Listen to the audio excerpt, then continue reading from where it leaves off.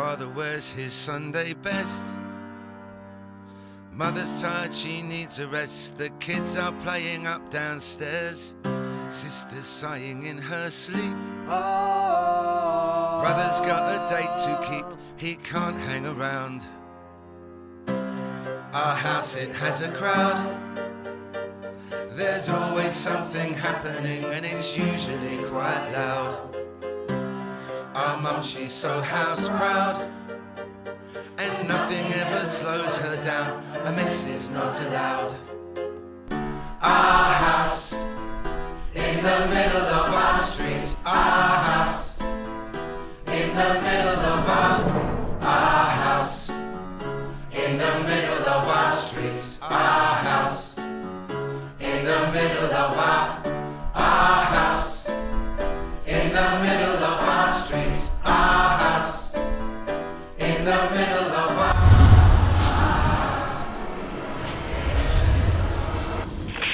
Estamos ya casi al final de esta serie de Timoteo que hemos llamado Casa, en base a la palabra griega oikos, que hace tiempo atrás yo le decía que el nombre del yogur, que antes se llamaba griego y se llama oikos, y es precisamente por eso, porque significa casa, pero esta palabra en el griego tenía una doble acepción, también significaba familia. Y es con esta doble intención también que lo hemos trabajado en este segundo semestre. Como Pablo en esta carta a Timoteo nos enseña no solamente qué es la casa de Dios, sino también cómo ser familia y cómo comportarnos entonces como miembros de esta familia que habita la casa de Dios. Ha sido una bonita serie, pero ya vamos casi llegando al final. No reaccionaron, no les gustó la serie. Hoy estamos en el capítulo 6, versículo 3 al 10. Un capítulo que tiene versículos bastante conocidos, no siempre utilizados de la mejor manera, pero hoy día vamos a ojalá corregir esa enseñanza, si el Señor así lo permite. Yo hoy día soy un instrumento en las manos de Dios para traer su palabra. Así que el Señor sea quien esté hablando. Cuando preparaba el sermón, yo igual decía, van a haber visitas. ¿Qué ilustración puedo utilizar que no sean los Simpsons? Yo siempre ilustro con los Simpsons. Y no encontré.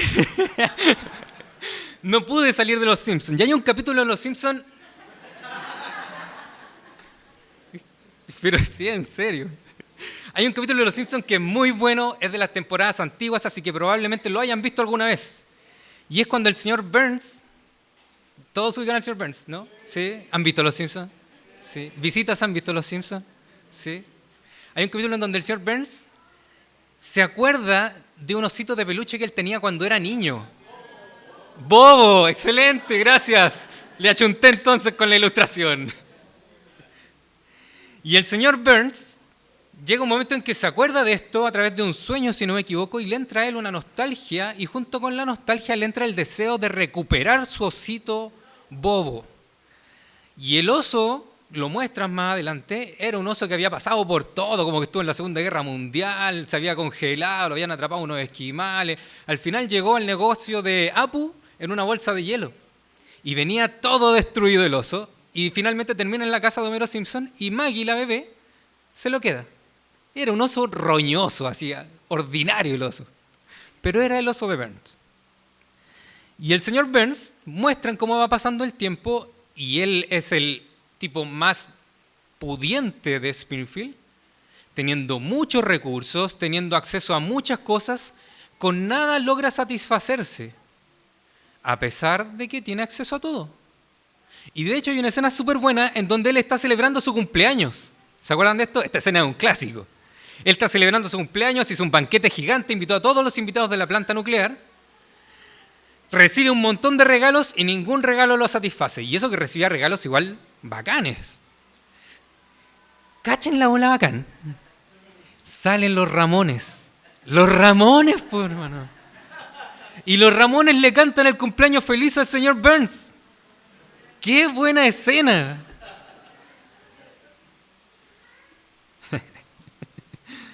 Yo pensaba, qué ganas de que para mi cumpleaños hubieran tocado los Ramones. Casi lo logré. Mentira, No, casi lo logré, pero tuve una experiencia más o menos similar. Cuando cumplí 19, tocaron Los Miserables en una tocata, así en un evento gigante. Para mí, la disfruté toda. Que ahora, pensándolo bien, no sé si fue tan bueno porque en esa tocata conocí a mi esposa. ¿No? ¿Mal ahí? No, fue buen regalo. El Señor ahí lo tenía predestinada para mí. Y el señor Burns toca en los Ramones, no queda satisfecho y viene una frase clásica. Smithers, mande matar a los Rolling Stones. No entendiendo nada. Aquí quiero ir con esta ilustración, con este pequeño resumen que les hago del capítulo. Que el señor Burns tenía todo lo que él quería. Y aún así no se sentía satisfecho. Él llega a la casa de los Simpson, le ofrece $1 millón por un oso de peluche rancio, roto, feo. Homero todo contento, al fin vamos a ser millonarios, pero cuando ve a su hija que amaba al osito, se niega a entregarlo. Finalmente, el señor Burns, ya rendido, se da por rendido, no es capaz de conseguirlo, su dinero no le trae lo que él quería. Se acerca al patio trasero de los Simpsons, donde estaba Maggie jugando en su cajita de arena, y se sienta a conversar con la bebé. Y le dice, disfrútalo y aprovéchalo como yo no pude hacerlo. Y Maggie en esto, en un símbolo muy bonito, que tal vez pasa por alto a nosotros, pero un símbolo muy bonito, ella se saca el chupete y le ofrece al señor Burns. Y cuando le dice, no, ya lo dejé. No, ya igual un poquito. Y finalmente Maggie, al ver a este caballero, le regala el osito de peluche. Burns consigue lo que quería. Todos diríamos, qué bonito final. Ya por último, este caballero consiguió lo que quería y encuentra paz o satisfacción. Cortan la escena en ese momento y se remontan como al año 1.000.000 en el futuro. Y aparece un robot con un implante de cabeza del señor Burns y un robot con forma de perro con el implante de la cabeza de Smithers. Y muestran como puros cromañones que estaban trabajando a latigazos y entre medio de unas rocas encuentran al osito bobo. Y el señor Burns viene, lo toma y dice, al fin lo encontré otra vez. ¿Qué es lo que nos muestra eso? Que finalmente el señor Burns luchó tanto por conseguir su oso de peluche, que al final cuando lo tuvo nuevamente no lo valoró. No le trajo la satisfacción que él quiso. No sació plenamente su vida, porque si lo terminó descuidando al punto de volver a perderlo, es porque en algún momento ya esto no le entretenía. Ya no tenía el valor que él creyó que él tenía. O que él creyó que tenía. Ya empezamos mal. Cuando reflexionaba en el texto que hoy nos toca atender, y en mi cabeza estaba este capítulo de Los Simpsons dando vuelta, me di cuenta que muchas veces, si es que no siempre, nosotros nos comportamos como el señor Burns. Tal vez no tenemos la capacidad económica para traer a nuestra banda favorita a cantarnos el feliz cumpleaños, pero sí tenemos acceso a muchas cosas que a través de nuestra propia realidad creemos que nos van a satisfacer y finalmente ninguna nos termina satisfaciendo. Y si lo conseguimos, como lo hizo el Sir Burns con el oso, al rato después eso lo perdemos de vista, se nos olvida, ya no nos entretiene ni nos satisface, ni nos genera esa plenitud que en un momento sentíamos cuando lo teníamos. Hashtag, todos somos el señor Burns.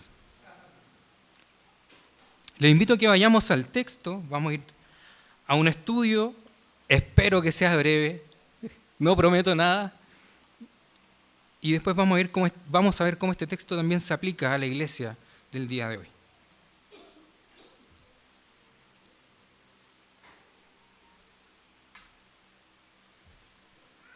Igual me da vergüenza traer el ejemplo de los Simpsons, debo admitirlo, pero no se me ocurrió otro. Dice Pablo escribiéndole a Timoteo, a este que era su hijo en la fe, un hijo amado, a este que estaba en este momento pastoreando, una persona joven, entre 35 y 40 años, se estima que tenía Timoteo cuando él estaba ya pastoreando la iglesia de Éfeso, y Pablo le escribe esto. Le escribe Pablo, si alguien enseña falsas doctrinas, apartándose de la sana enseñanza de nuestro Señor Jesucristo y de la doctrina que se ciñe a la verdadera religión, es un obstinado que nada entiende. Voy a parar aquí. Cuando Pablo le dice a Timoteo, si alguien enseña falsas doctrinas, él utiliza una palabra en griego que es heterodidascalia. ¿Qué será heterodidascalia? Significa enseñanza diferente, ni siquiera que sea una enseñanza falsa. Aquí tal vez la NBI lo puso para que nosotros llegáramos a una comprensión mejor de qué era lo que Pablo quería transmitir. Pero él le está diciendo, Timoteo, si alguien tiene una enseñanza diferente a lo que Cristo ha enseñado, eso es una enseñanza falsa. Eso es algo que no se ciñe a lo que Dios muestra o a lo que Dios quiere para la iglesia. Y Pablo le dice que no solo está la enseñanza de nuestro Señor Jesucristo, sino que está la doctrina que se ciñe a la verdadera religión. Y esto lo hemos ido viendo a lo largo de la carta de Timoteo, que la NBI cuando pone verdadera religión, en griego es la palabra eusebia, y decíamos que Eusebio Lillo, nos acordábamos de eso, y que traducido al español es la palabra piedad. ¿Y qué es piedad? ¿Qué es ceñirse a la piedad? Ceñirse a la piedad, conforme a lo que la Escritura nos enseña, es tener claro que en verdad es Dios quien se acercó a nosotros cuando nosotros éramos incapaces de acercarnos a Dios. Que Dios, al ver la deuda gigante que nosotros teníamos y que no teníamos ganas de saldar ni siquiera, Él es quien se acerca, quien pone a Cristo en este mundo para que viva la vida perfecta que ni tú ni yo hemos sido capaces de llevar, para que esa deuda que teníamos delante de Dios por haberle ofendido, por haberle menospreciado, por no tomarlo en cuenta, por no amarle, por mal usar su creación, es Cristo quien la paga en la cruz. Él, cuando es crucificado, carga con todos nuestros pecados y los paga por completo. Por completo. No es que Él pagó una parte y a nosotros nos corresponde pagar la otra. No es que Él pagó la deuda hasta cuando nos convertimos y de aquí para adelante yo tengo que ponerle esfuerzo para no perder mi salvación. Cristo pagó nuestra deuda por completo, cuando no lo merecíamos. Así que cuando Pablo habla de la piedad, primeramente lleva al que estaba escuchando esta carta a recordar esto. Cristo, por amor a ti, siendo el único justo, se dejó ser enjuiciado por los injustos y ser encontrado culpable, siendo el único inocente que ha existido. Y entregó su vida para que nosotros, que estábamos muertos en delitos y pecados, hoy tengamos vida. Y no solo eso, Cristo no solo vence el pecado, sino que Cristo al tercer día se levanta de entre los muertos, resucita, y con eso vence a la muerte e inaugura la creación restaurada de Dios. Cristo es el comienzo de la nueva creación.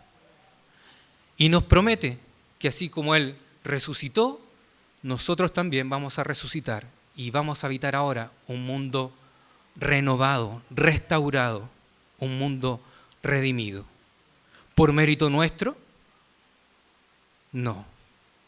¿Porque nosotros tenemos la capacidad de redimir el mundo? ¿Porque el ser humano es tan inteligente que tiene la capacidad de acabar con el pecado? No. Porque siendo sinceros, amamos el pecado. Dios va a restaurar la creación.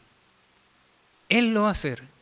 Y Él, por amor a nosotros, en Cristo nos hace partícipes de esta renovación de la creación. Nosotros también seremos parte de esa creación restaurada cuando Cristo vuelva.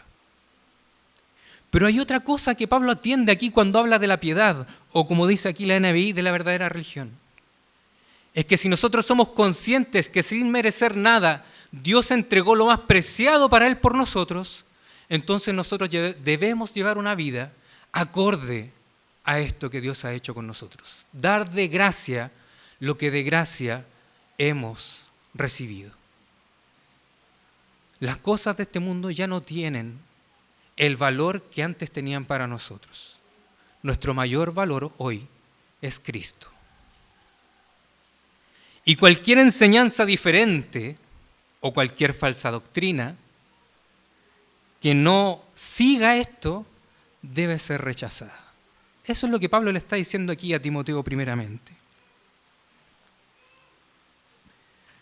Pero Pablo le advierte, te vas a encontrar, Timoteo, pastor joven, te vas a encontrar con este tipo de personas en tu congregación. Te vas a encontrar con gente que promueva estas falsas enseñanzas. Algunos le llaman, te vas a encontrar con falsos maestros.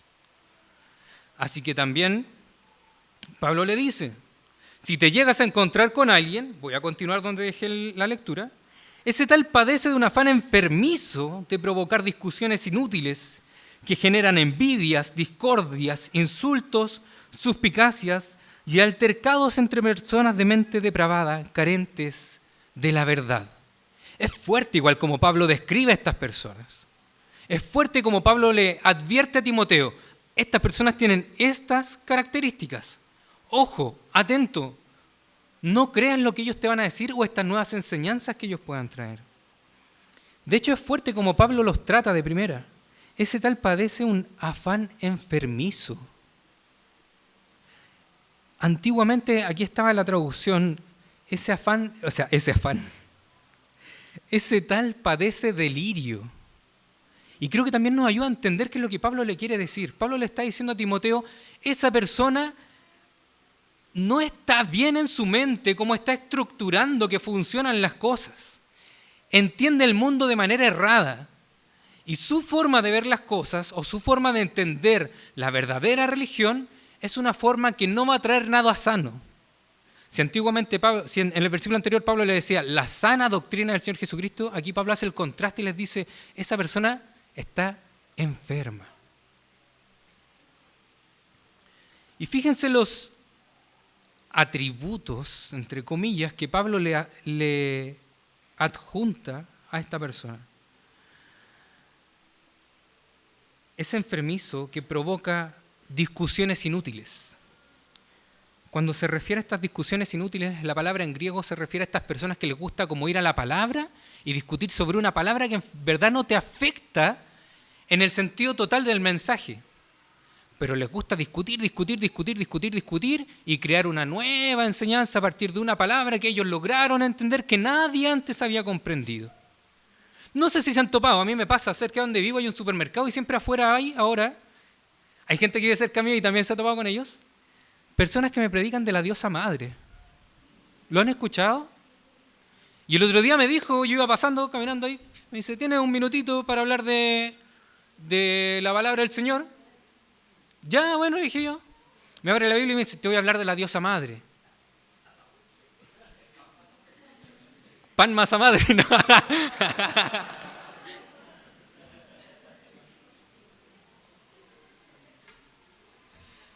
Y me dice, fíjate aquí en Gálatas 5:16, si no me equivoco, me citó. Y claro, hablaba de la Jerusalén, que es nuestra madre. Pero a lo largo de la historia de la Iglesia, 2000 años de historia, por lo menos de la Iglesia del Nuevo Testamento, por lo menos 2000 años más del Antiguo Testamento, o sea, a lo largo de 4000 años de historia de la Iglesia que tenemos condensada en la Escritura, nunca había escuchado a un comentarista que en ese versículo dijera que existe una diosa madre. Pero ahora, este nuevo movimiento encontró esta palabrita y sin tomar en cuenta el contexto de Gálatas, sin fijarse en lo que dice el versículo 15 y el 17, que le abrirían un poquito más el entendimiento, perdón que sea tan tal vez duro con mis palabras, pero esto, tomar el contexto del versículo, le ayudaría a entenderlo mejor, pero no, él se queda ahí. Jerusalén, que es nuestra madre, la diosa madre, y crean una nueva enseñanza. Y si tú le dices, oye, pero Pablo aquí estaba escribiendo con otra intención, no. Lo que yo digo es la verdad y tú estás equivocado, todavía no lo has comprendido. Eso es lo que Pablo se refiere aquí. A ellos les gusta provocar estas discusiones inútiles. ¿Y qué hace cuando generan estas discusiones inútiles? ¿O qué actitudes toman? Continúa Pablo enumerando. Generan envidias. Y la palabra que utiliza aquí hace alusión a los dones que la persona podía tener. Pablo le está diciendo a Timoteo, cuídate de ellos porque probablemente van a menospreciar los dones que tú tienes. Los van a mirar en menos. Probablemente van a mirar en menos los dones de los chicos que hacen la música. Probablemente van a mirar en menos los dones de las profesoras que ahora le están enseñando a los niños. Probablemente van a mirar en menos el don de servicio, que es tan necesario en la iglesia. Y van a poner el énfasis en los dones que ellos van a querer considerar importantes. Y si consideran que tu don es importante, lo van a envidiar. Y como lo van a envidiar, ¿qué sigue? Generan discordias. Y generar discordias Es esto de ir hablando mal del hermano a sus espaldas. Es esto del chisme. Es esto de andar pelándolo. Es esto de andar diciendo, sí, sabe harto, pero el otro día, vamos sacando los palillos y más encima somos cínicos porque decimos después, pero te lo cuento para que estoy orando por él. ¿Sí o no?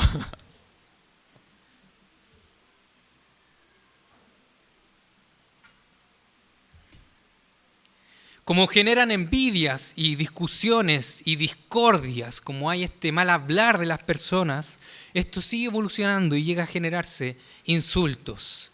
Ya no solamente el hablar mal a la espalda del hermano, sino ya también llegar e incluso tratarlo mal enfrente de él. Y cuidado con esto, porque a veces tenemos esa tendencia a pensar que decir todo lo que pienso es súper sano. Pero eso también es algo errado, porque nuestro pensamiento también está contaminado por el pecado. Lo sabio a la luz de la Escritura es pensar todo lo que pienso. Perdón, lo dije al revés. Pensar todo lo que digo, y si hay algo que realmente necesite ser transmitido, hacerlo con amor. Porque efectivamente mi hermano puede estar en un error, efectivamente puede estar equivocado, puede estar haciendo algo mal, pero si yo voy a llegar y decirle, la vendiste, no valís nada, soy terrible charcha, y sabéis que no te quiero ver más y no vayas a seguir trabajando con el equipo de música porque te equivocaste en una nota. No es esa la forma. A la luz de la Escritura nosotros podemos corregirnos como hermanos que somos, pero en amor. Y termina él con la palabra suspicacias. Y suspicacias es incluso ya no solamente algo a espaldas del hermano, no solamente un hablar mal en la cara del hermano, es tener un mal pensamiento del hermano, es como andar sospechando de él. No me tinca ese. ¿Le ha pasado o no le ha pasado?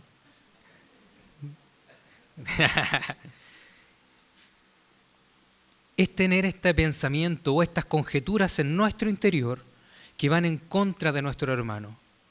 Todas las actitudes que Pablo enumera aquí son actitudes que son contrarias al amor y que destruyen familias, que destruyen la casa. Continúa Pablo diciendo, y generan altercados entre personas de mente depravada, carentes de la verdad.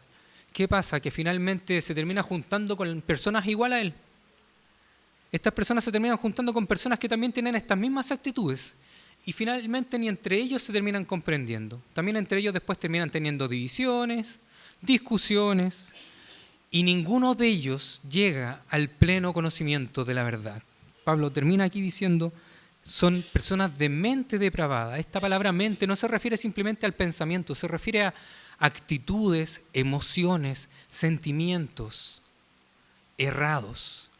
Sentimientos carentes de verdad. Estas personas basan todo su discurso en algo errado. Este es de los que piensan que la religión es un medio de obtener ganancias.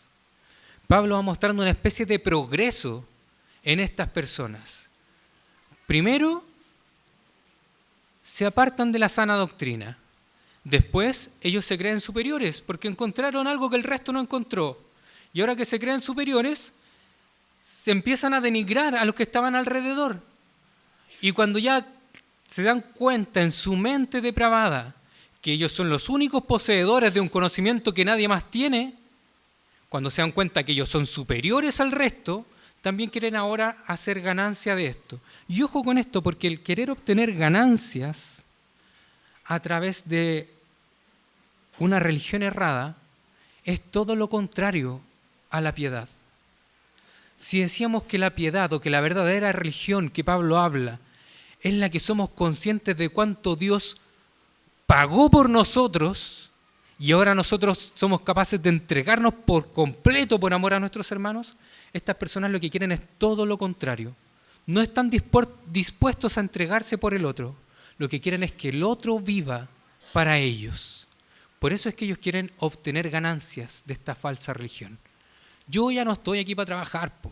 Eso, que lo hagan los otros. Ustedes trabajen y me sostienen y yo les sigo enseñando de esta verdad que yo nomás sé. También lo vemos eso mucho, lamentablemente en sectas o ese tipo de movimientos religiosos.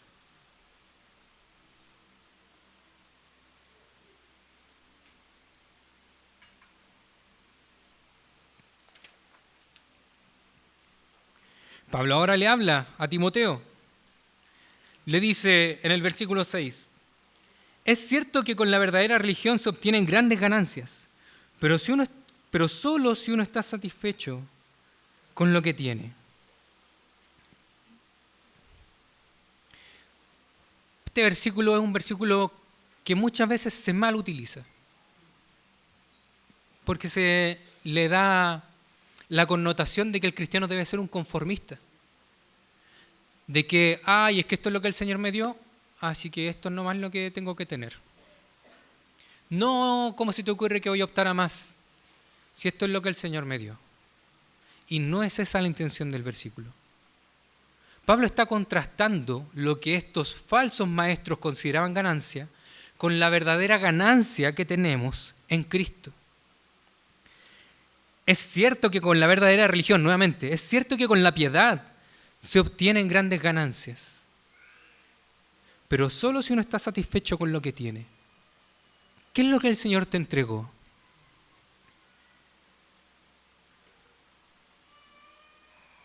¿Qué es lo que el Señor les ha dado en piedad? ¿No les entregó a Cristo, un Salvador, cuando nosotros éramos incapaces de salvarnos a nosotros mismos? ¿No es eso ganancia acaso? ¿No nos promete también una nueva vida libre de la corrupción del pecado en un mundo restaurado? ¿No es eso ganancia acaso? Mira a tu alrededor, especialmente hoy que la iglesia está llenita. Mira a su alrededor.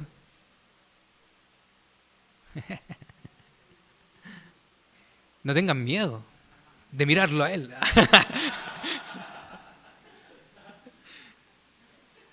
Estamos en esta serie, como les decía al comienzo, que se llama Casa, y que casa también tenía la connotación de familia.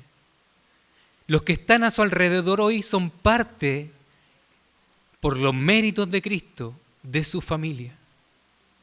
Yo no sé si alguna vez alcanzaremos a tomar el peso realmente en esta vida, lo que eso significa. Pero tenemos una familia hermosa y gigante que está ahí para acompañarnos, para consolarnos, para alentarnos, para contenernos, para alegrarnos. Y eso es algo que ninguna otra cosa te puede dar. Señor Burns hizo todo lo que tenía a mano y cuando finalmente consigue el oso, al rato después se le pierde y lo olvida. ¿Qué ganancia tuvo el señor Burns? Una ganancia pasajera, efímera, hemífera, diría él.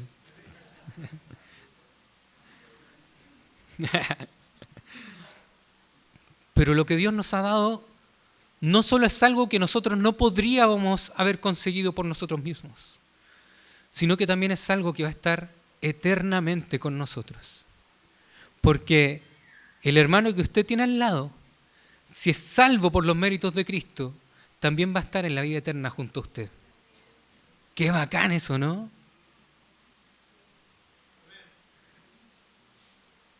Es difícil tomarle el peso, pero es bueno recordarlo cada cierto tiempo porque nuestro corazón se alegra y se siente consolado a la vez.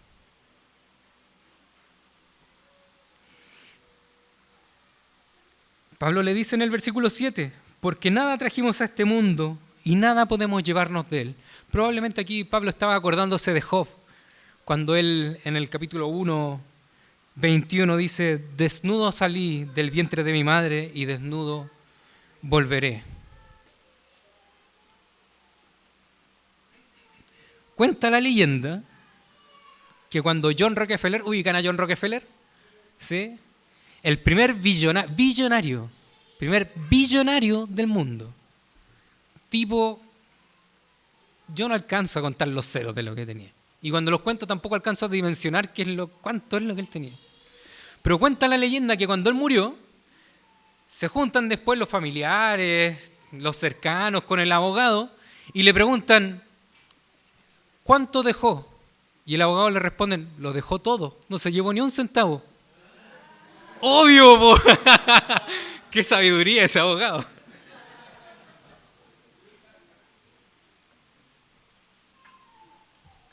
Es bueno que recordemos eso, porque muchas veces nos afanamos con cosas de este mundo y ponemos nuestra fe y nuestra esperanza, nuestra alegría en cosas de este mundo, en un oso de peluche, que al rato después se nos olvida.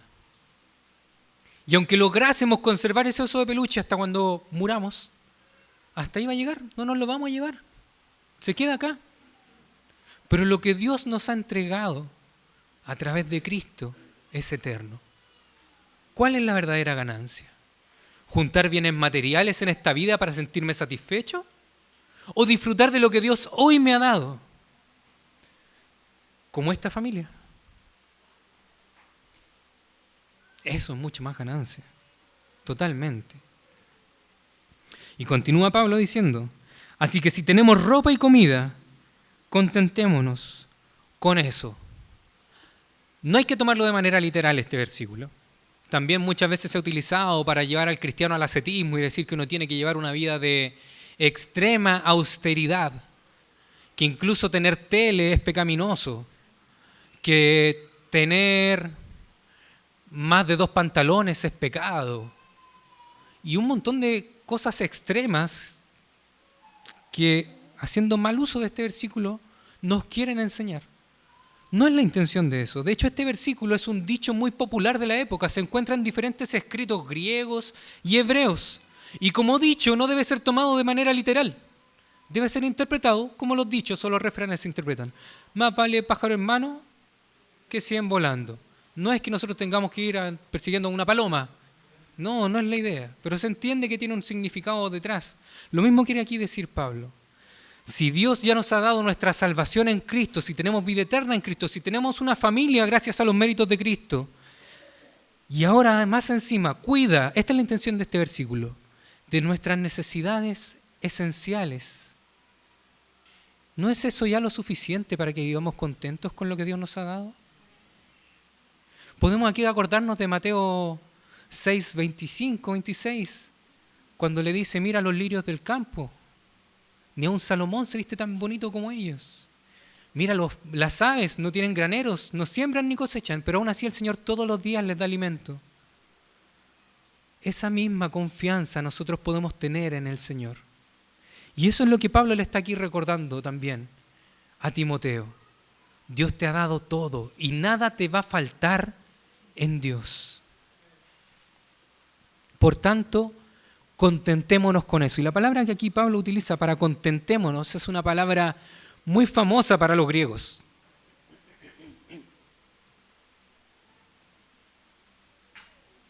La palabra autarquía, ¿la habían escuchado? No. La palabra autarquía era muy utilizada en la filosofía, especialmente por los cínicos y por los estoicos. La palabra autarquía significaba, o ellos lo atribuían, a que la verdadera paz y felicidad del ser humano no podía estar puesta en las cosas externas ni en los acontecimientos que ocurrieran a su alrededor, sino que la verdadera paz y felicidad tenía que estar dentro nuestro y que nosotros éramos dueños de esa paz y tranquilidad y felicidad. Si nosotros éramos capaces de mantener esa paz y esa tranquilidad independientes de las circunstancias que teníamos, eso era una virtud para los griegos. Aquí Pablo está utilizando esta palabra, pero la está redimiendo, le está dando ahora un significado en Cristo. Si Cristo es lo que tienes, entonces allí es donde encuentras paz y felicidad. Todo lo demás, si Dios te lo da, bacán, úsalo, pero no para conseguir tu felicidad, úsalo para la gloria de Dios.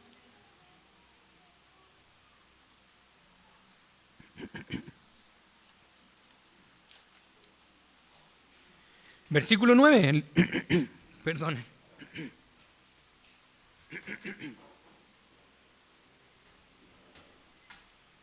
Pablo ahora nuevamente hace un contraste. Vimos al comienzo que decía la sana doctrina con los enfermos de mente. Ahora Pablo había hablado sobre el contentamiento con lo que Dios nos ha dado y lo contrasta con los que quieren enriquecerse. Versículo 9, los que quieren enriquecerse caen en la tentación y se vuelven esclavos de sus muchos deseos. Estos afanes insensatos y dañinos hunden a la gente en la ruina y en la destrucción. Porque el amor al dinero es la raíz de toda clase de males. Por codiciarlo algunos se han desviado de la fe y se han causado muchos sinsabores. Nos encontramos nuevamente con un versículo que muchas veces se utiliza de mala manera. Se nos dice que, como estaba en la traducción, una traducción más antigua, que el amor al dinero, ¿se lo saben o no en Reina Valera? Sí se lo saben en Reina Valera. Es la raíz de todos los males. La NBI aquí lo traduce de una manera muy bacán. De hecho, una manera que a nosotros se nos hace más comprensible también. Y esto también era un dicho popular de la época. El amor al dinero es la raíz de toda clase de males. También no había que tomarlo de manera literal, porque al ser un dicho o al ser un refrán no es la intención tomarlo de manera literal. Había que comprenderlo. Lo que Pablo está diciendo aquí es que aquellas personas que ponen su afán en enriquecerse, en obtener ganancias, aquellas personas que creen que su paz y su felicidad depende de cuánto ellos logran conseguir, terminan cayendo en la tentación. ¿Por qué? Porque esos deseos que son contrarios a la piedad, que son contrarios a Cristo, por lo general los saciamos con cosas que también son contrarias a Cristo. Y peor aún, estos deseos terminan por esclavizarnos. Y aquella libertad que encontramos en Cristo la olvidamos y le damos nuestra felicidad y nuestra paz a cualquier otra cosa. Cuando tenga mi casa propia, entonces sí voy a poder vivir tranquilo. Yo pasé por eso mucho tiempo. No, cuando tenga un auto, entonces sí. Ahí sí, Señor. Ahí voy a poder vivir tranquilo. No, Señor, cuando mi hijo se titule, ahí sí, ahí voy a poder vivir tranquilo.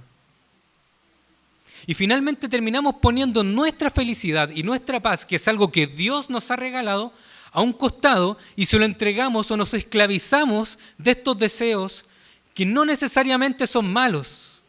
No es malo querer una casa propia, no es malo querer un auto, no es malo querer el éxito de los hijos. Pero sí es malo cuando eso ocupa el lugar que a Cristo le corresponde en nuestro corazón. Y Pablo aquí le da el énfasis a los que querían enriquecerse. Y usa una ilustración que me gustó harto. Estos afanes insensatos y dañinos hunden a la gente.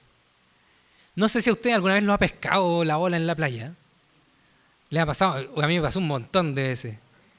Y cuando a uno lo agarra la ola, lo sacude, lo hunde, y uno dice, ya pasó. Y cuando se va parando, te llega la otra. Y te pesca, te sacude, te revuelve, terminas con la cara llena de arena, te paráis y viene la otra. Y esa es la idea de lo que Pablo está transmitiendo aquí. Finalmente, si logras obtener aquello en lo que tú pusiste tu paz y tu felicidad, lo único que vas a conseguir es que cuando lo obtengas va a venir otra cosa y otra cosa y otra cosa y nunca vas a llegar a esa plenitud que tanto ansíes.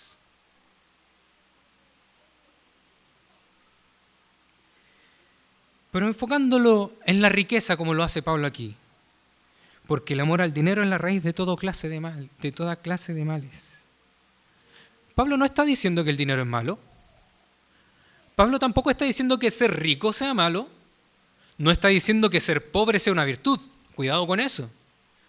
Muchas veces queremos justificar esta idea de lucha de clases en nuestra cabeza con falsos argumentos de la Escritura. Pablo no dice eso.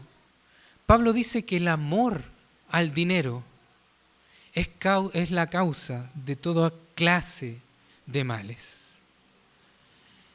Y el amor al dinero se puede manifestar de diferentes maneras. Porque nuestra tendencia es a pensar que amor al dinero es solamente aquel que es rico y es avaro y no quiere compartir. Pero si yo soy pobre y siento envidia de lo que el otro tiene, eso también es amor al dinero. Y eso también en mi vida va a generar toda clase de males, amarguras, sinsabores. Pablo cierra esta perícopa, este conjunto de versículos diciendo: por codiciarlo, algunos se han desviado de la fe y se han causado muchísimos sinsabores. Cuando Pablo aquí dice se han desviado, utiliza una palabra que en el griego, si lo como quisiéramos castellanizar, sería como algunos planetean de alrededor de la fe. De hecho, de esta palabra sale nuestra palabra planeta. La gracia del planeta es que tiene una órbita y gira alrededor de un sol o de una estrella. Pablo no está diciendo aquí que esa persona vaya a perder su salvación. No es la idea de lo que Pablo está hablando.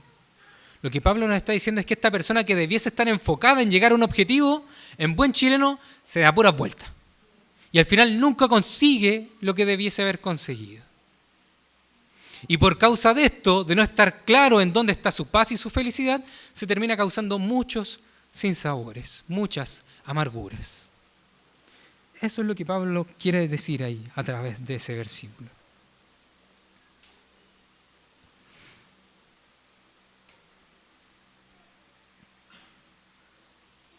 ¿Cómo aplicamos este texto a nuestra vida el día de hoy? Ya que lo hemos estudiado, no fui tan breve, perdón por eso, no cumplí ahí con lo que me había propuesto.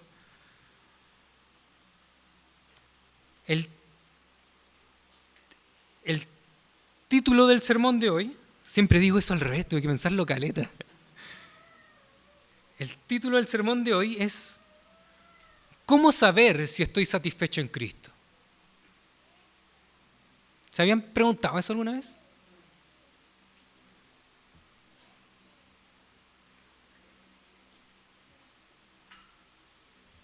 Y quiero que veamos 3 preguntas que ojalá podamos, si no ahora, después en la casa, hacernos y examinarnos, para que veamos si realmente estoy satisfecho en Cristo, o si en verdad estoy planeteando, si en verdad estoy dándome vueltas alrededor sin llegar realmente a conseguir lo que Dios tiene para mí en Cristo. La primera pregunta o el primer punto de este sermón, en los versículos 3 al 5, que ya estudiamos: ¿qué enseñanzas satisfacen mi corazón?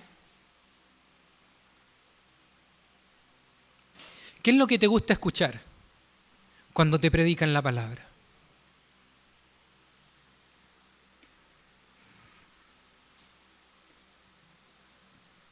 ¿Qué te gusta que te digan cuando te predican? ¿Les gusta que los corrijan? No siempre nos gusta eso, pero si la palabra de Dios está corrigiéndonos, debemos aceptarlo. ¿O te gusta que te digan cosas, perdonen las visitas, tal vez esto no va a sonar muy bien, pero tengo que decirlo? ¿O te gusta que te digan cosas como, abra su billetera, saque el billete más grande que tenga y venga y póngalo aquí en la ofrenda porque el Señor se lo va a multiplicar? ¿Les gustan ese tipo de enseñanzas? ¿Qué satisfacción estás buscando ahí? ¿Estás buscando realmente a Cristo? ¿O estás simplemente queriendo utilizar a Dios como una herramienta para conseguir lo que tú crees que te va a traer la paz y la felicidad?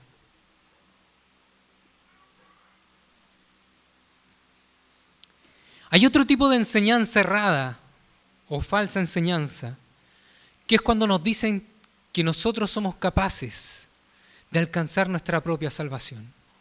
Cuando nos dicen, esfuérzate, póngale hermano empeño, cuide su salvación con temor y temblor. Y nos lo dicen como si la salvación dependiera de nosotros. ¿Y sabes qué? Nunca la salvación dependió de nosotros. Porque nosotros no somos capaces de salvarnos a nosotros mismos.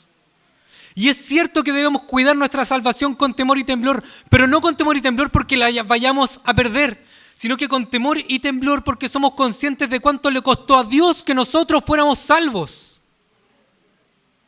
Eso es lo que debemos cuidar, tomarle el peso a que Cristo derramó su sangre por nosotros en una cruz. Eso es lo que debemos cuidar. Y por amor y respeto a lo que Cristo hizo es que nosotros debemos cuidar nuestra salvación. Yo no soy capaz de salvarme a mí mismo. Y gloria a Dios por eso, porque si así fuera, jamás me habría salvado.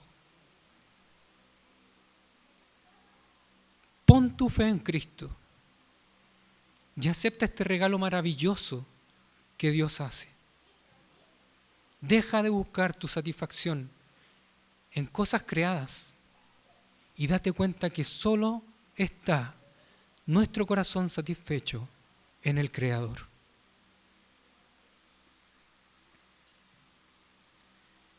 ¿Qué enseñanzas satisfacen mi corazón? Hay un autor que me gusta harto, se llama Paul Tripp, y él dice que nosotros todos los días y a cada momento nos predicamos un evangelio, pero puede ser un evangelio bueno o un evangelio errado. Y si lo veo desde la perspectiva de este texto, me doy cuenta que en muchas ocasiones yo soy mi falso maestro. Cuando en mi corazón no estoy satisfecho con las cosas que Dios sí me ha dado. Cuando creo, por ejemplo, que si Dios me diera una mejor esposa, sí, Señor, si tú me dieras una mejor esposa, entonces yo encontraría satisfacción. Señor, si tú me dieras un mejor esposo, entonces yo sí sería feliz, Señor. Hijos, yo pensé esto muchas veces. Señor, ¿por qué no me diste otros papás? Pensando que eso me iba a traer felicidad y paz. Pero cada vez que tengo ese tipo de pensamientos, lo que hago es predicarme un falso evangelio. Y nuevamente, lo que hago es utilizar a Dios o querer utilizar a Dios como una herramienta para mis propios fines, para mi lucro. Eso es una falsa enseñanza. Señor, si tú me dieras esto, entonces yo sería feliz.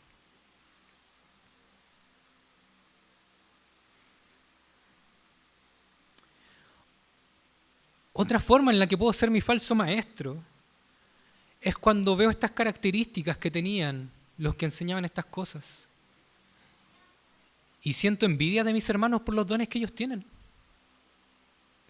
Oh, a mí me encantaría tocar guitarra, como lo hace el Aarón y el Seba que estaban acá. Yo siempre les digo, cabros, yo no entiendo cómo lo hacen ustedes. Porque ellos dicen, ya, estaba por do, y ¿saben qué nota sigue? Yo digo así, ¿cómo saben qué nota sigue? Yo no tengo en mi cabeza esa capacidad, no tengo ese don, no tengo ese talento, me encantaría tenerlo. Pero si yo dejo que mi felicidad dependa de eso, o incluso si yo llego ahora a menospreciar los dones que ellos tienen porque digo, pero ustedes tocan música nomás, po. A mí el Señor me dio el don de la enseñanza, ¿y el mío es más bacán que el de ustedes? No. Estoy siendo un falso maestro a mí mismo. ¿Sientes envidia de los dones que tus hermanos tienen?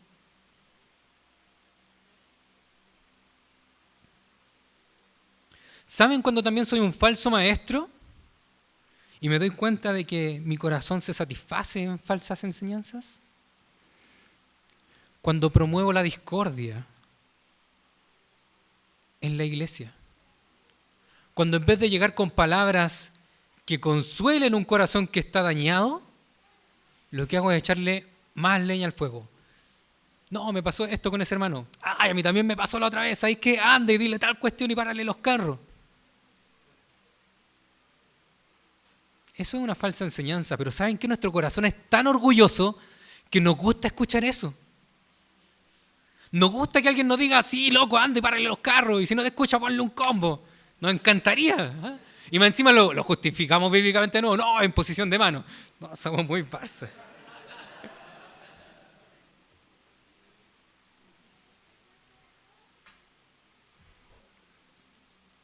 ¿Saben cuándo soy un falso maestro para mí mismo?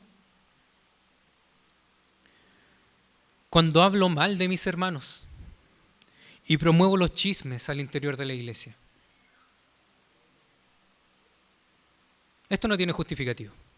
Perdonen que sea así de tajante, pero esto no tiene justificativo. No podemos hablar mal de nuestros hermanos. No podemos andar chismeando de ellos. No podemos dejar que los rumores circulen en la iglesia, porque finalmente atentamos contra nuestros hermanos. Lo que hacemos es menospreciarlos y querer que el resto los menosprecie. Y eso, queridos, es atentar contra lo que Dios también ha hecho en la vida de ellos. Es básicamente querer decir, este no es digno de salvación. Y nosotros no somos quienes tenemos la capacidad de decir quién sí y quién no. Solo Dios. ¿Qué enseñanzas satisfacen hoy tu corazón? Ahí se las dejo. Ese fue el primer punto. Estuvo suavecito, ¿no? Más o menos, ¿no? Segunda pregunta que sirve para este test. ¿Cómo saber si estoy satisfecho en Cristo? ¿Es Dios y su gracia suficiente para mí? Versículos 6 al 8.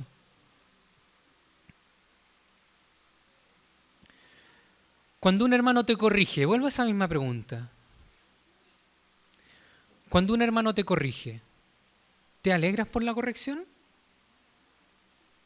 ¿Porque no te gusta sentirte menos? ¿Porque no te gusta que te digan que estás incorrecto? ¿Buscas excusas u objeciones para justificar tu actuar, tu pensamiento o tu actitud? Yo lo hago todo el rato. De hecho, la mayoría de estas preguntas que le estoy haciendo son porque a lo largo que iba estudiando el texto, el Señor me incomodó a mí primero. En nada quiero que piensen que yo estoy ahora hablando desde una superioridad moral a ustedes. Todas estas preguntas me golpearon a mí primero. ¿Qué les pasa cuando un hermano los corrige? Yo me di cuenta que me justifico un montón. Pongo excusa tras excusa para decir que lo que hice tenía razón de ser. Y me doy cuenta que no es así. Que estar equivocado y ser corregido es una muestra de la gracia de Dios en mi vida. Porque Dios forjando mi carácter conforme al carácter de Cristo. Y eso debiese satisfacer mi corazón. Pero me cuesta.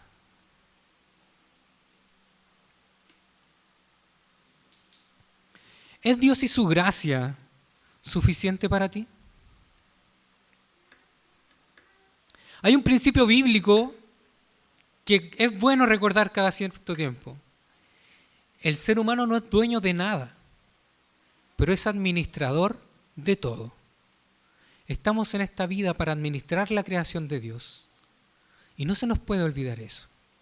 En el momento en que empezamos a enriquecernos, en el momento en que empezamos a obtener muchas ganancias, o a llenarnos de cosas, o a poner nuestra felicidad en muchas cosas, ignorando o desatendiendo a mi hermano si está pasando necesidad, estoy siendo un pésimo administrador. No solo porque estoy dejando que mi satisfacción dependa de lo que tengo, sino que además estoy descuidando la creación de Dios, e incluso a mi hermano, que es creado a imagen y semejanza del Creador. Hay mucha más satisfacción, queridos, en vivir la piedad que en ser billonario. Hay mucha más satisfacción en recibir un abrazo de un hermano cuando estamos tristes que en comprarme un Ferrari para pasar la pena.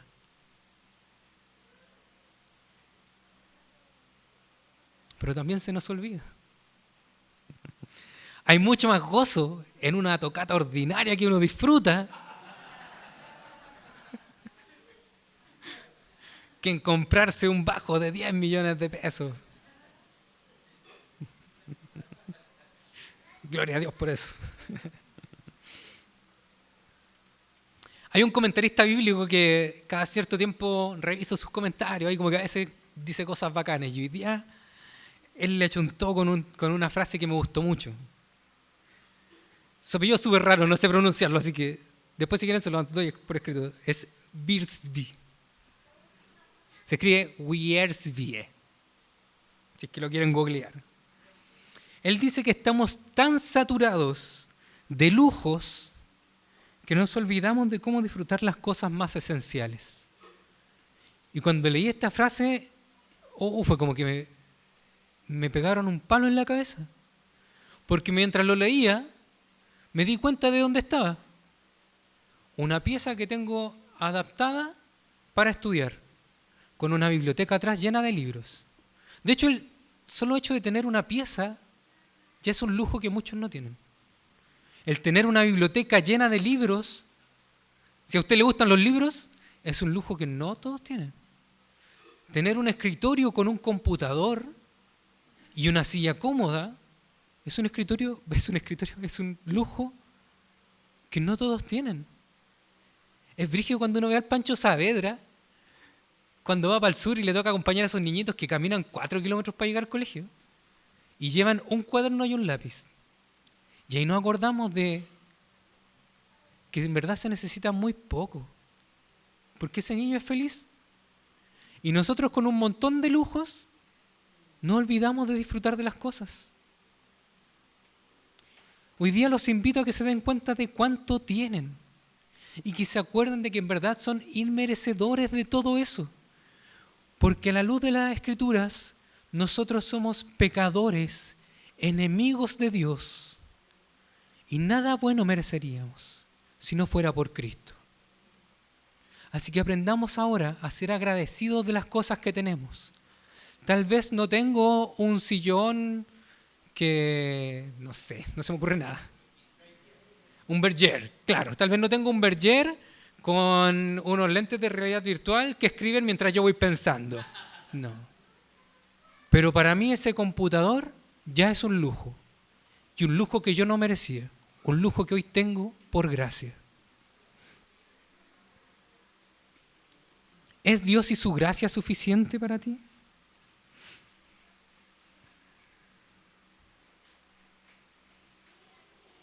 Muchas veces creemos que por ser hijos de Dios debemos llevar un estándar de vida súper alto. No, yo soy hijo del rey y por tanto merezco vivir en bendición porque...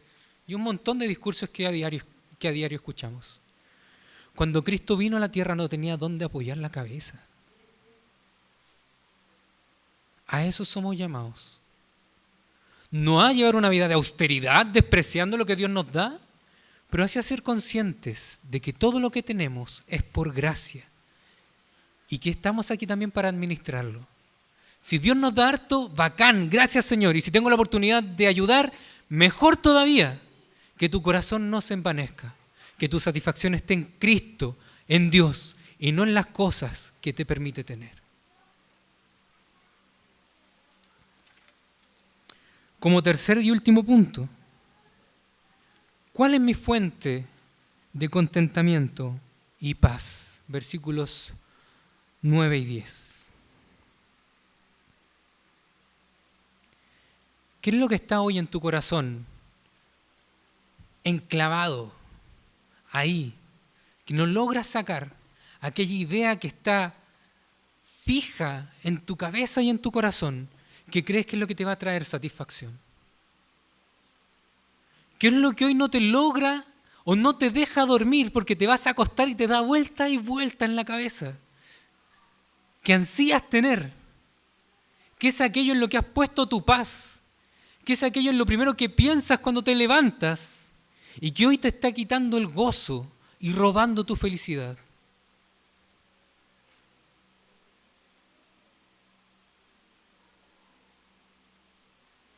¿Cuál es hoy tu fuente de contentamiento y paz?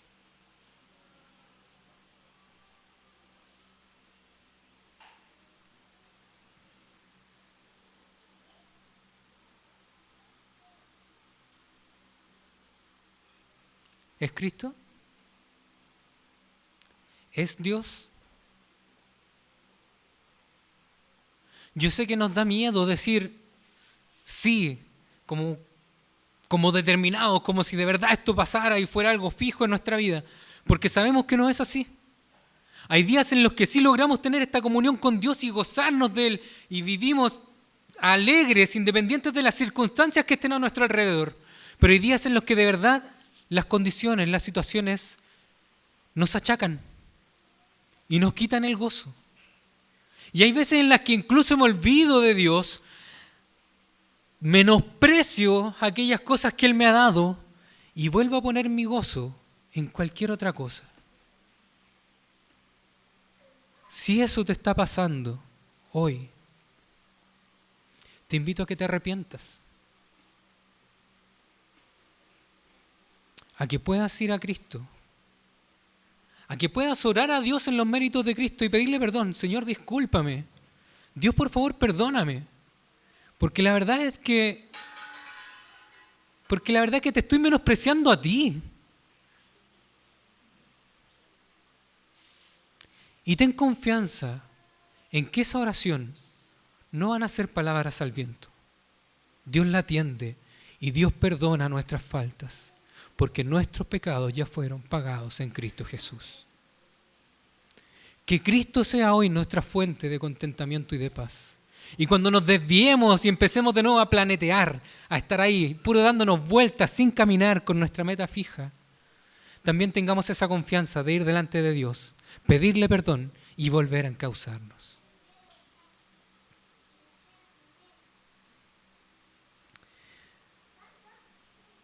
Te invito nuevamente a que veas todo lo que Dios te ha dado y aprendas a estar contento con esto, porque lo que Dios nos ha dado es eterno. Tu hermano que está al lado tuyo va a estar contigo en el cielo el día de mañana. Que no nos pase lo que al señor Burns, que 1000 años más, de nuevo tenía que ir a buscar el oso para encontrar felicidad. Y te apuesto que después de esos 1000 años, lo iba a volver a perder. Iba a empezar de nuevo este ciclo, como cuando nos agarra el mar y nos sacude ola tras ola. Aprendamos a gozarnos en lo que Dios nos ha dado, pero que Cristo sea la fuente de nuestra felicidad y nuestra paz. ¿Saben por qué? Porque si es Cristo nuestro centro, también podremos entonces acompañar a nuestro hermano, ser parte de esta familia ahora de buena manera y no crear disputas ni rencillas al interior, sino que ser fuente de consuelo y de restauración. Cuando dejamos que Dios sea el centro de nuestra vida, sin darnos cuenta, el Señor nos utiliza para bendecir a nuestro entorno. Señor, ayúdanos a volver a ti, que seas tú nuestro centro. Les invito a que tengamos un momento de oración.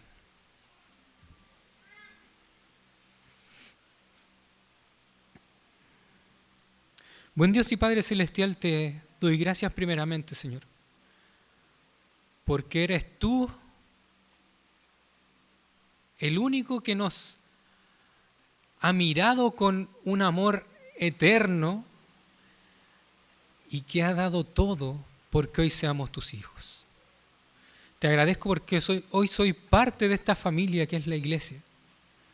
Te agradezco porque en mí no había mérito alguno, pero tú por tu amor, Señor, te fijaste en mí y me permites ser parte hoy de esto. Gracias, Señor amado, porque aun cuando te quito de mi corazón y pongo mi paz y mi felicidad en otras cosas, tú no te apartas de mí. Tú no me abandonas. Tú no me dejas a un lado siendo que soy constantemente porfiado, sino que tú te mantienes fiel en mi vida, Señor. Te agradezco por eso. Y te agradezco también porque cada vez que fallo, tú estás ahí para perdonarme. Perdóname, Señor, porque muchas veces he puesto mi paz y mi felicidad en cualquier otra cosa, menospreciándote, mirándote en menos y diciéndote que no eres suficiente para mí. Perdóname, Señor, por eso. Te pido, Padre, que fortalezcas nuestros corazones, que nos ayudes, Señor, a encauzarnos en ti, a dejar de andar buscando nuestra felicidad en cualquier cosa creada y de una vez por todas, Señor, poner nuestra vista en ti, nuestro Creador y nuestro Padre Celestial. Ayúdanos a entender que todo lo que tenemos es una muestra de tu amor por nosotros. Ayúdanos a gozarnos en ti, Señor. Calma, Señor, nuestros corazones inquietos y ayúdanos, Señor, a satisfacernos y a encontrar paz en ti, independiente de las circunstancias que estemos viviendo. Ayúdanos, Señor, porque eso nos cuesta. Te pido, Padre Celestial, que nos ayudes como iglesia también a fijarnos en ti, Señor, para poder ser de bendición a los que están a nuestro alrededor. Ayúdanos a hacer luz aquí en la iglesia, a terminar con nuestros malos hábitos, con el chisme, con el hablar mal, con el pelambre. Ayúdanos a terminar con aquellas malas cosas, Señor, que creemos que son justas. Y ayúdanos, Padre Celestial, a trabajar por la restauración. Ayúdanos a hacer luz, Señor, aquí al interior de la iglesia. Pero ayúdanos también a hacer luz, Señor, en nuestra familia. Ayúdanos a hacer luz en nuestro trabajo. Ayúdanos, Señor, a hacer luz en donde tú nos pongas, Padre. Que podamos ser reflejo del amor que tú primeramente has mostrado por nosotros, Padre Santo. Cuídanos, por favor, Señor, y ayúdanos. Y ten misericordia de nosotros, Padre. Te agradecemos todo, Señor, porque todo proviene de ti y es para ti. Ayúdanos a no olvidarlo. Fortalécenos, Padre, y ayúdanos, por favor, te lo pido. En el nombre de Jesús, nuestro Señor y Salvador. Amén. Mis queridos hermanos, que el Señor les bendiga.